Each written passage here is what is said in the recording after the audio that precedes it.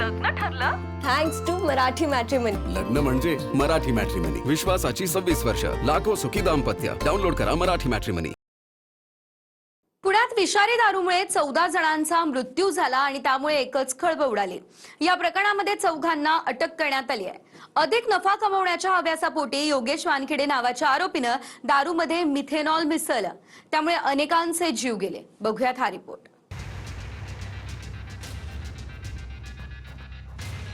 सारखं दारू पित होता. सकाळपासून संध्याकाळपर्यंत सारखं दारू प्यायचं, सारखी बोलायची.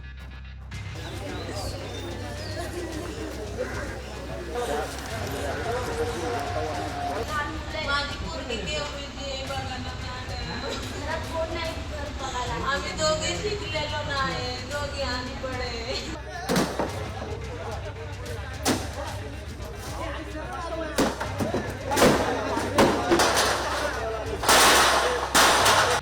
पुण्यात विषारी दारूमुळे 14हून अधिक कुटुंबियांच्या घरात आक्रोश आहे. हातभट्टीच्या विषारी दारूमुळे पिंपरी चिंचवडमध्ये 8 आणि पुण्याच्या हडपसरमध्ये 5 जणांचा मृत्यू झाला. आणि याचा मास्टरमाइंड आहे आरोपी राधेश्याम प्रजापती, आरोपी योगेश वानखेडे आणि कर्नल सिंह विरखा. एकूण 4 जणांना पोलिसांनी अटक केली. 8 जूनपर्यंत पोलीस कोठडी सुनावण्यात आली. उरुळी कांचनमधला 35 वर्षाचा राधेश्याम प्रजापती हा दारू तयार करण्याचं काम करतो. योगेश वानखेडे हा प्रजापतीकडून दारू खरेदी करायचा आणि पुणे पिंपरीतल्या वेगवेगळ्या दारूच्या अड्ड्यांवर विक्री करायचा. योगेश वानखेडे हा दारू विक्री करणारा सराईत गुन्हेगार आहे.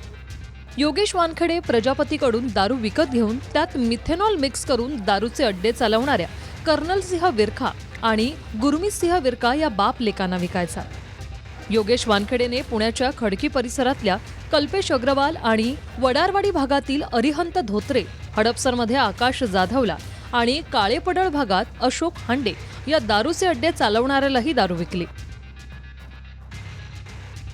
म्हणजेच एक बाब स्पष्ट झाली की मिथेनॉलमुळे दारू विषारी झाली आणि पुण्यात मृत्यूचं तांडव झालं. आता मिथेनॉल काय आहे हेही समजून घेऊया. मिथेनॉल हे अत्यंत विषारी रसायन आहे. कमी खर्चात दारू बनवण्यासाठी बेकायदेशीरपणे मिथेनॉलचा वापर केला जातो. पाणी मिसळल्याचं समजू नये म्हणून अल्कोहोलचं काम मिथेनॉल करतं. मिथेनॉलचं प्रमाण अधिक असल्यास शरीरात फॉर्मिक ॲसिडमध्ये रूपांतरित होतं आणि थेट मृत्यू होतो. पुण्यातल्या घटनेतही तेच झालं. अधिक नफा मिळवण्याच्या उद्देशानं योगेश वानखेडे प्रजापतीकडून दारू खरेदी केल्यावर त्यात अधिक नफा मिळवण्याच्या उद्देशानं मिथेनॉल मिसळायचा. मिथेनॉलमुळे दारूचं प्रमाण दुप्पट करून अधिक नफा कमवायचा. पण यावेळी मिथेनॉल नेहमीपेक्षा अधिक प्रमाणात पडलं आणि विष होऊन दारू जीवावर बेतली. माझं पोलीस आयुक्तांशी बोलणं झालेलं आहे. कुठल्या ठिकाणी हे तयार झालं आहे ते देखील त्यांनी शोधून काढलेलं आहे. जे काही याच्या पाठीमागचे लोक आहेत त्यांना अटक करण्यात आलेली आहे. जे लोक आता थोडे सिरियस आहेत त्यांना मेडिकल हेल्प देऊन त्यांना वाचवण्याचा प्रयत्न चाललेला आहे. ज्या ठिकाणी हे सगळं तयार झालेलं आहे त्याच्या पाठीमागे कोण कोण आहे हे देखील पोलीस शोधून काढतायत. 8 लोक अटक झाल्यात, अजून काही लोक अटक होऊ शकतात. 100% पूर्ण साखळी शोधून आणि त्यांच्यावर अतिशय कडक कारवाई केली जाईल. कारण हा एक प्रकारे ही हत्याच आहे. त्यामुळे अतिशय कडक अशा प्रकारचे त्यांच्यावर कलम लावण्यात आले. अवैध दारूच्या धंद्यांवरून रोहित पवारांनी पुणे पोलिसांवर हफ्ते वसुलीचा आरोप केला आणि ट्विट करत पुणे पोलिसांचे 2 व्हिडिओही टाकले ज्यात पोलीस हफ्ते घेत असल्याचा आरोप रोहित पवारांनी केलाय. पोलिसांच्या नाकाखाली अशा पद्धतीचा धंदा केला जातो आणि पोलिसांना जर कळत नाही आणि कुठेतरी पोलिसांनी सांगूनच ज्या व्यक्तीच्या घरातून नाही तर दुकानातून दारू ही बनवण्यात आली होती, जेणेकरून 15 लोक आतापर्यंत मेलेले आहेत, त्याला सांगितल्यानंतर तो आता हजर झालाय असं आम्हाला कळतं. पुणे पोलिसांचं अपयश आहे. 100% सीपीचं हे अपयश आहे. तर सुपीला या पुण्यामध्ये ठेवून काय कारण नाही. सीपीला या पुण्यातून काढून टाकलं पाहिजे. म्हणजे गरीब जातो तो अशा पद्धतीने जातो. खरं कारण लोकांसमोर येऊ द्या ना. मग कुठेतरी लोकांकडनं वातावरण गरम झाल्यानंतर, दबाव आल्यानंतर, 15वर हा आकडा गेल्यानंतर आता हे शुद्धीवर आलेले आहे.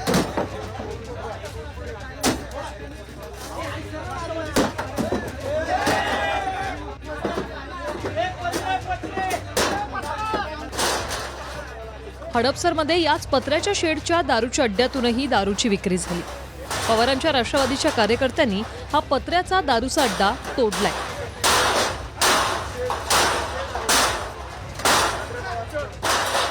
आज रात्री तुम्ही ऑपरेशन साफसफाई करणार, मग आधी झोपला होता का? आधी जे काही तुम्ही भ्रष्टाचाराचे पैसे खाल्लेत, हप्ता खाल्लाय, त्याच्याबद्दल या पोलिसांबद्दल काय करणार? कार्यकर्त्यांना विनंती आहे की 15-18 लोकांचा याच्यामध्ये मृत्यू झालेला आहे आणि असं एखादी ठिकाण जिथं दारू विकली जाते, तर मला असं वाटतं की हे आपण उद्ध्वस्त करायला आपली ही जबाबदारी आणि उद्ध्वस्त करून टाकावं. विषारी दारूमुळे पुणे आणि पिंपरीत 14हून अनेक कुटुंबियांनी घरातला कोणी ना कोणी गमावला. पिंपरीत बाबा शेख नावाच्या व्यक्तीचाही विषारी दारूमुळे जीव गेला. काही घेतलं, दुपारी घेतलं, पण त्याला थोडं त्रास व्हायला लागला. तो म्हटला मला त्रास होतोय, काय का चक्कर यायला लागली. मला ऊन बी नाही, मला वाटलं जास्त काही प्रॉब्लेम झाला असेल उन्हामुळं. मग संध्याकाळी केलं, त्याला दवाखान्यात घेऊन गेले. 8ला इथं दापोलीतच घेऊन गेले ते दवाखान्यात. ते काही घेतलं नाही, ते म्हणलं डायरेक्ट जावं वायसीएमला. तर आम्ही गेलो वायसीएमला, किती 10 वाजले असेल. वायसीएमला घेतलं, त्याला एकदम घाम बिम पूर्ण सुटला होता त्याला, आणि BP वाढली त्याची अचानक. ॲडमिट केल्यानंतर अचानकच त्याला तोंडातनं फेसबीस सुरू झालं त्याला. पिंपरीच्या फुगेवाडीत एकाच वेळी 8 जणांचा मृत्यू झाला, ज्यात राठोड कुटुंबातील 2 सख्ख्या भावांचा समावेश आहे. दोन्ही कर्ते पुरुष गेल्यानं कुटुंब आता उघड्यावर आलंय. आमचा एक भावाचा मुलगा आणि हे दोघं भाव. मग हे दोघं भाव एक कामावून आले, काहीच दिसणार. रात्री झोपले, तसे जेवले नाही, काय नाही. हे दोघं भाव राहिले घरी आणि आमचा इजू कामाला गेला नाही. कामातच त्याला चक्कर हे उलट्या होत होत्या. मग त्याला कॅन्टोन्मेंटला नेऊन ऍडमिट केलं संध्याकाळी 7 वाजता. तिथं त्याचं झालं. आम्ही सर तिथं माहितीकडे तोही घरात झोपलेला होता, इथंच गाडला. त्याला रस्त्यातच उलटी झाली. जे राजेंद्र आणि त्यांच्या वडिलांच्या त्यांच्या वडिलांची प्रकृती सध्या स्थिर नाहीये, पण त्यांनाही वायसी मध्ये ऍडमिट करण्यात आलेलं आहे. सगळे घेत होते का मग दारू? हा, सगळे दारू घेत होते. सगळे दारू घेत होते. 2 दिवसापूर्वी विजय राठोडच्या लग्नाचा वाढदिवस होता. त्या वाढदिवसामध्ये त्यांनी ड्रिंक वगैरे केली होती, पण ती ही ड्रिंक नाही करायची. बेसिकली ती ड्रिंक आपली इंग्लिश करायची, बियर वगैरे ती करायची. ही दारू नाही ते ड्रिंक करायची. त्यांचे वडील आणि त्यांचा मोठा भाऊ ते करायचे. पुण्याच्या फुगेवाडीतला 28 वर्षाचा अक्षय अवसरल ही विषारी दारूचा बळी ठरला. 25 वर्षापासून अवैध दारूचे धंदे सुरू असल्याचा आरोप अक्षयच्या कुटुंबियांनी केला.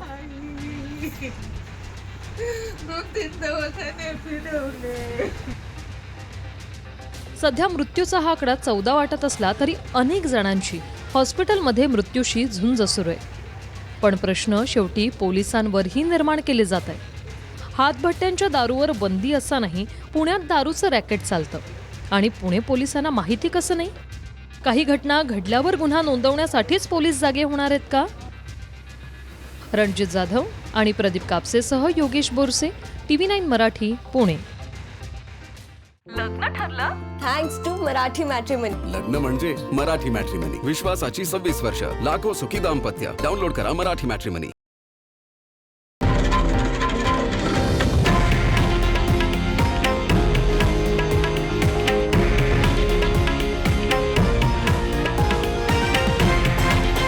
हे आहे देशातील नंबर 1 न्यूज नेटवर्क आणि आपण पाहत आहात TV9 मराठी, एकमेव.